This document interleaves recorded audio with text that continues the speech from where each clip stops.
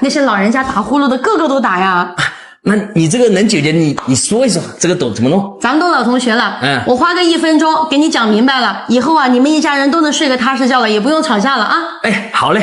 这99%的人呀都不知道，只需要一个简单的小方法，就可以让那些烦人的呼噜声啊瞬间熄火。如果您的枕边人或者咱们家里人每晚都是鼾声如雷，吵得您啊翻来覆去，根本没有办法好好休息。今天呢，我就免费给大家分享一个小技巧，让您每天晚上都能睡一个好觉。为了防止这条视频您找不到了，那您先点个小红心或者大拇指收藏起来，并且转发给咱们身边的家人朋友们，我们一起来帮助更多打呼噜的人。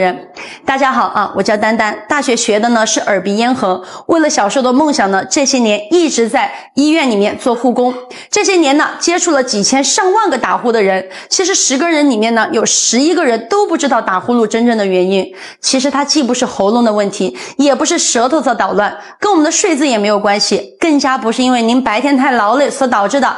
我跟大家强调一下，一定要找到问题的根源，才能够彻底的解决问题。其实打呼噜的本质啊，就是因为您的鼻腔太窄了，这个空气啊没有办法顺畅流通，所以您被迫只能用嘴巴去呼吸，那自然而然就会打呼噜。如果您家里的人鼾声如雷啊，您先别着急去做各种各样的检查，那都是浪费钱的。您只需要用我接下来分享的这个小方法，不用花钱，也不用费太大的劲儿，顺其自然，咱就把这个问题给它改善了。其实我给这些打呼噜的人呀，用的就是这个小小的止鼾器。您可别小看它啊，它看着是小小的一个东西，但可不是智商税。这上面啊是有2颗小磁石的，它能够轻轻的撑开，从中间啊把这个鼻腔给您扩开了，空气的流量大大增加，可以让您一整晚都能够顺畅的呼吸。第二天起来，你发现喉咙也不干了，整个人啊精神饱满，容光焕发的。而且它用的呢是软硅胶的材质，戴起来也舒服，没有任何的不适感啊。包括您看平时给它收纳起来